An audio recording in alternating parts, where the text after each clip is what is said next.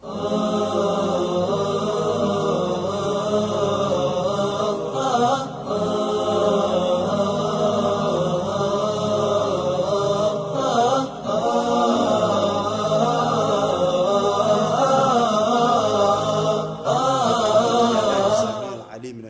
الرجيم بسم الله الرحمن الرحيم الحمد لله رب العالمين والصلاة والسلام على رسول الله أشرف الأنبياء والمرسلين حبيب قلوبنا أبي القاسم محمد وعلى آله الأطهار وصحبه الأبرار. أيها المشاهدون الكرام، نحييكم بتحية الإسلام تحية مباركة من عند الله. السلام عليكم ورحمة الله تعالى وبركاته. Fidèles téléspectateurs, nous sommes très heureux de savoir nombreux devant vos postes téléviseurs pour suivre votre émission qui a comme titre L'amour de la nation fait partie de la foi. Je pense qu'il y a beaucoup de choses qui doivent être dites, mais les temps qui nous sont impartis ou les temps qui nous est imparti est tellement minime, mais nous nous efforçons toujours à donner des grandes notions.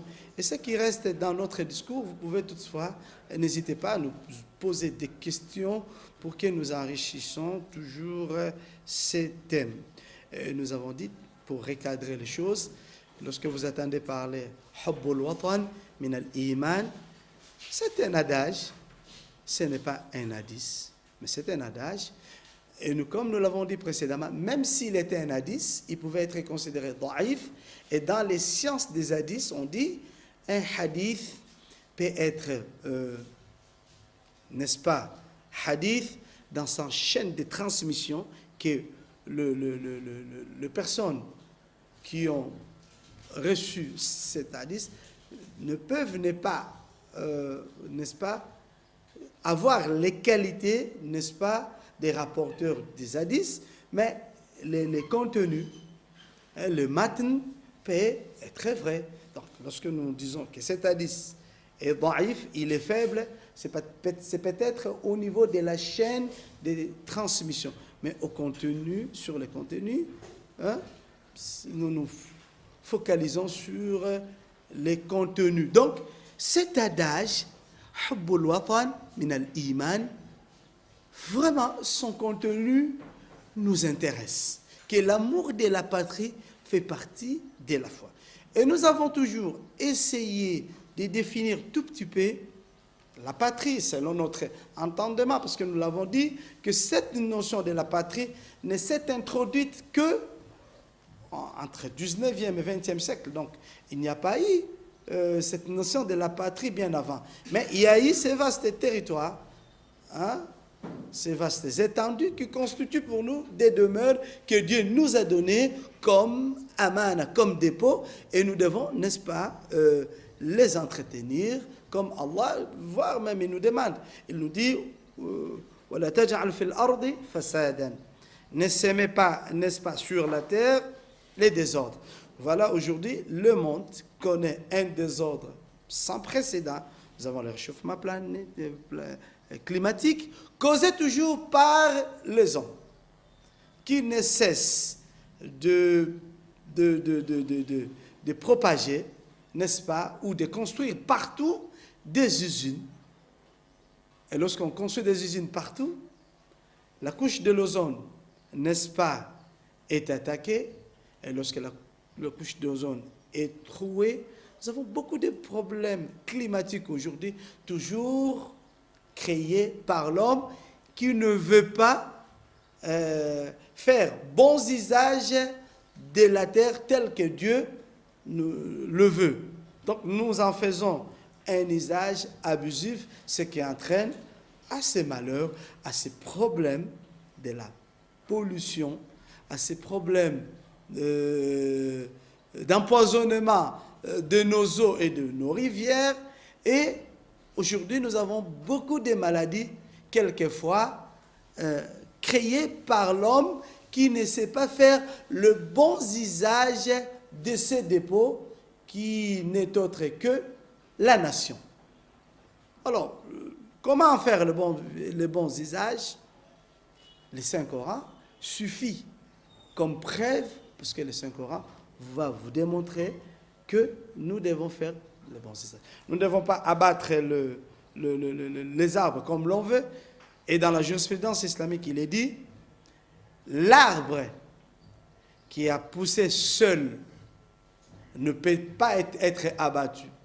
Et lorsqu'il est abattu, il doit, n'est-ce pas, être remplacé si vite. Mais nous n'en faisons pas. Aujourd'hui, nous avons les braconniers qui tuent nos espèces. L'entretien de nos forêts, de nos faunes, de nos flores, subhanallah, nous en faisons un usage abusif. Mais nous devons en faire pourtant des très bons usages comme le veut Allah subhanahu wa ta'ala. Donc, très chers frères, nous avons essayé de définir tout petit peu la patrie et tout le monde a compris qu'est-ce que c'est une patrie. C'est votre territoire que, soit c'est votre terre d'adoption, soit c'est votre terre de succession, vous l'avez succédé par rapport au lien sanguin. Votre père vous a mis au monde en République démocratique du Congo, qui peut être votre nation, ou qui peut être aussi votre nation, ou votre seconde nation. Alors ici, nous voulons nous attarder tout petit peu sur quels sont les devoirs du citoyen envers sa patrie. Les devoirs sont légion, mais ici nous résumons, nous disons, il faut d'abord aimer sa patrie. Aimer sa patrie signifie les servir.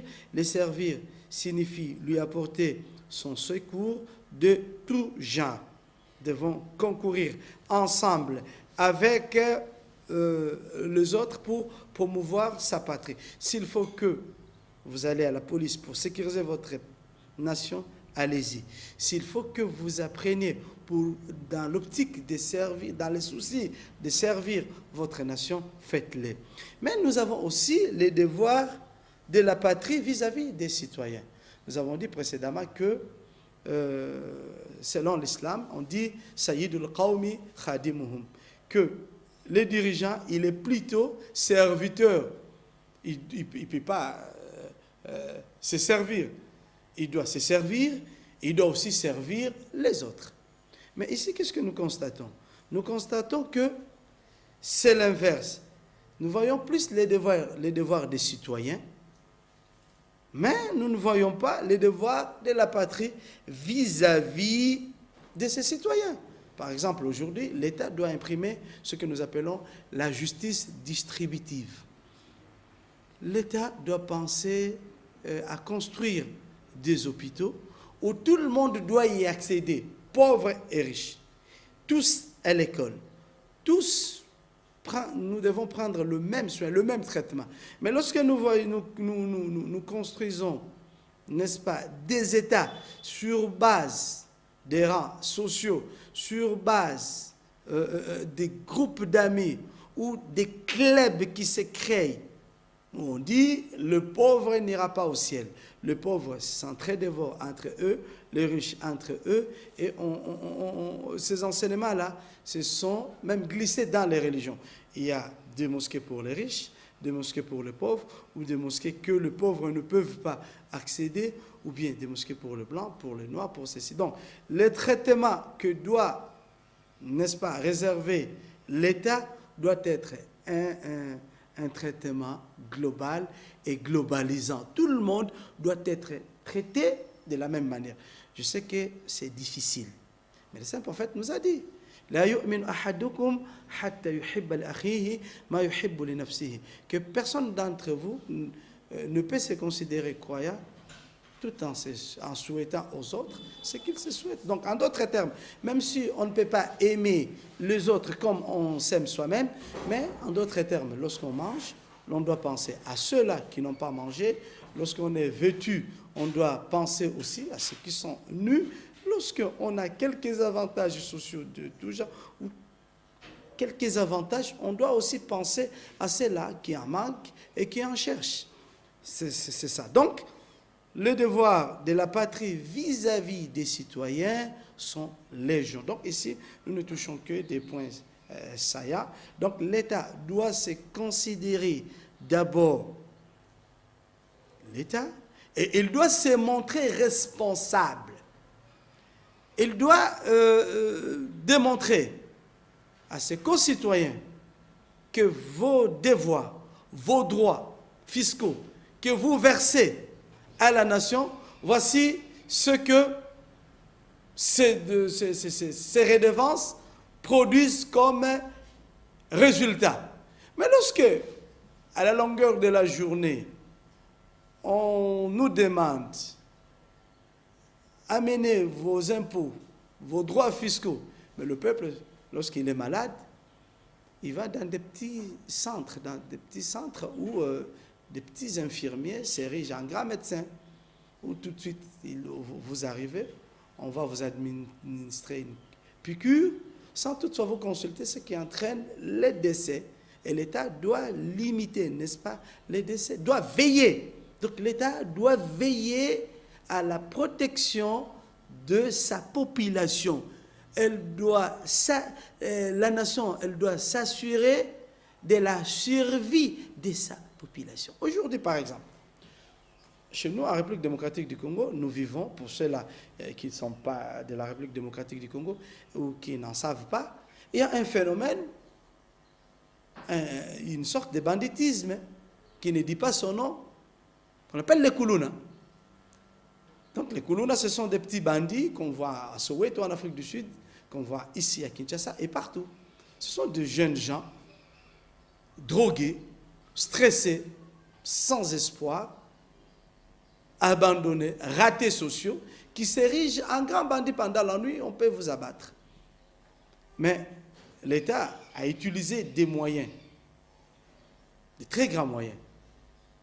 L'État utilise la répression, une répression excessive, c'est bien, mais il y a des causes endogènes et exogènes. C'est l'État d'abord qui est responsable. Lorsque les gens sont mal payés, et vous savez, nous, Africains, on n'a pas honte de dire que nous aimons beaucoup des enfants.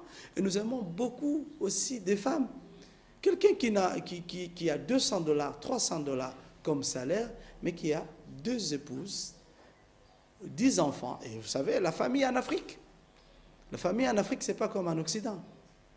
Alors, il y a des beaux-frères, de belles-sœurs qui vont venir aussi chez vous. Donc vous devez subvenir à leurs besoins. C'est la grande famille.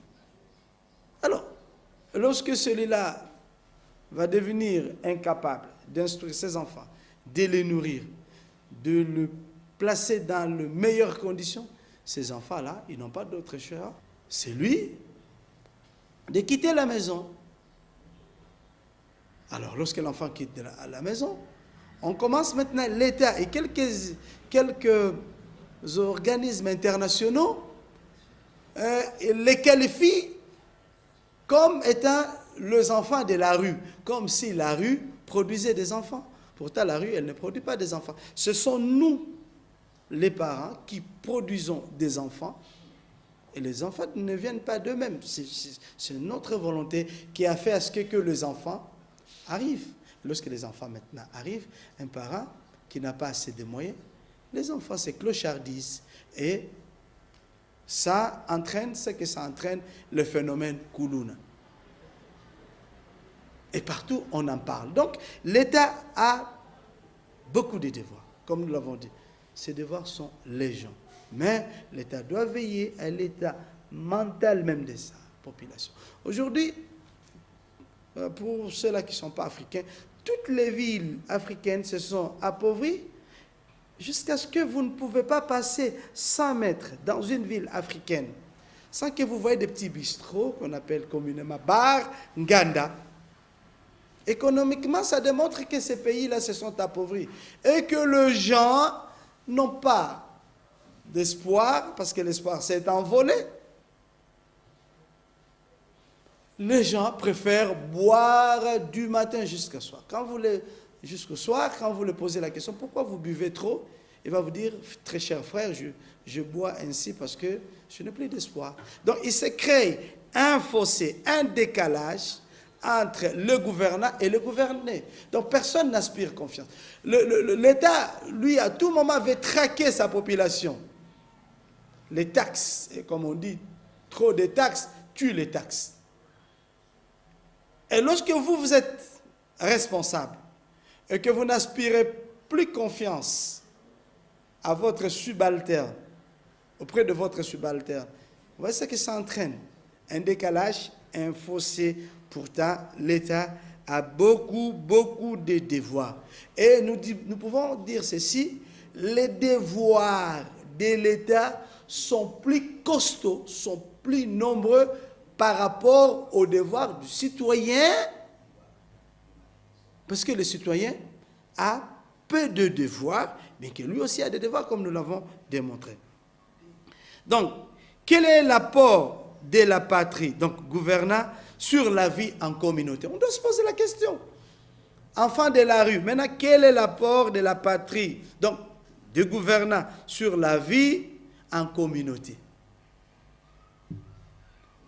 Sur le plan social, des salaires qui ne tiennent pas debout, des salaires dérisoires qui ne tiennent même pas 3 semaines, qui ne peuvent pas lier 2 bouts de mois. Ça entraîne quoi? Donc sur le plan social, l'État quelquefois échoue. Sur le plan culturel.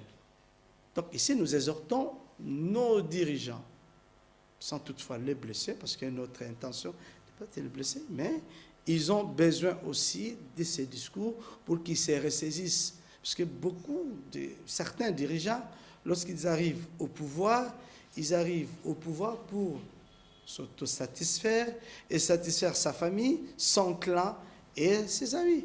Ça, c'est une très mauvaise habitude. En Afrique, si quelqu'un est nommé ministre, tout son clan se réjouit. Je me pose la question. Pourquoi les clans se réjouissent? Bon, d'autres vont me dire, non, très cher frère, nous nous réjouissons parce que ça fait honneur que un membre de votre clan est élevé au rang de ministre. Mais d'autres disent aussi, non, parce que quand vous avez un frère ministre, député, sénateur, donc on se réjouit parce que on sait que la chance va sourire. Donc vous aurez beaucoup d'opportunités au travers de votre frère. Ah bon? Mais on n'est pas nommé pour servir son clan, c'est pour servir la patrie. Que tous les enfants de la patrie puissent sentir que la nation est au service de sa population. Donc, quel est l'apport de la patrie? C'est la grande question que nous nous posons des gouvernants sur la vie en communauté, sur le plan social, sur le plan culturel. Nous avons dit précédemment que les Africains ont des valeurs. Sans toutefois contredire, je suis musulman, je suis fier de l'être, mais dans nos cultures africaines, nous avons trouvé certaines valeurs positives que l'islam a répercutées aussi, a reconduit. Il y a par exemple le Ubuntu, le Kibomoto, l'humanisme. Donc on se considère humain.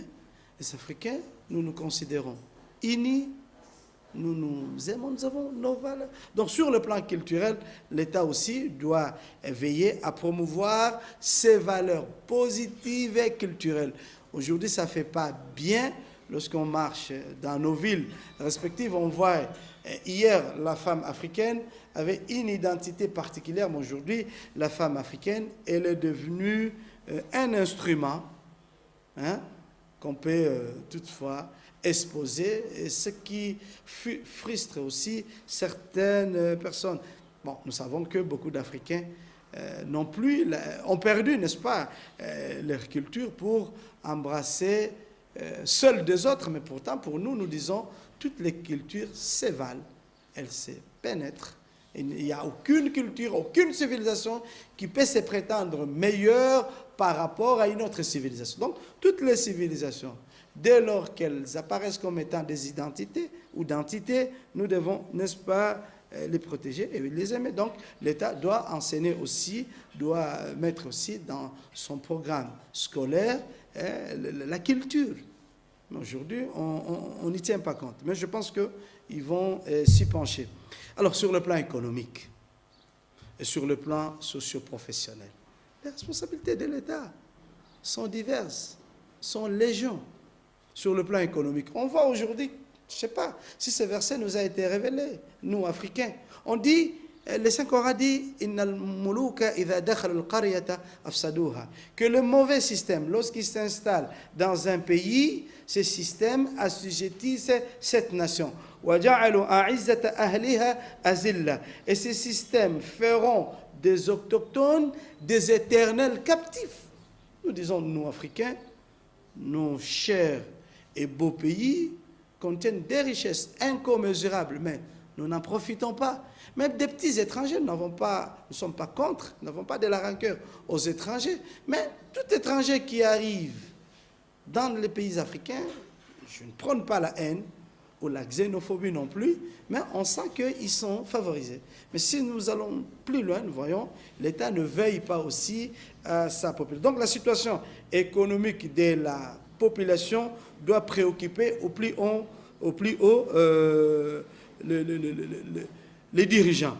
Alors sur le plan socio-professionnel, le taux de chômage, voyez, cas de la République démocratique du Congo, cas de la plupart des pays sur le plan socio-professionnel, c'est nul. Donc l'État, n'est-ce pas, doit y veiller. Donc l'homme étant au centre du développement, quel rôle doit-il jouer pour l'épanouissement de sa patrie? Donc le rôle que nous devons jouer, tous nous devons chercher à promouvoir et à booster le développement de nos chers et beaux pays. Et nous disons encore, l'amour de la patrie fait partie de la foi. Nous devons aimer nos patries, et aimer nos patries signifie les servir.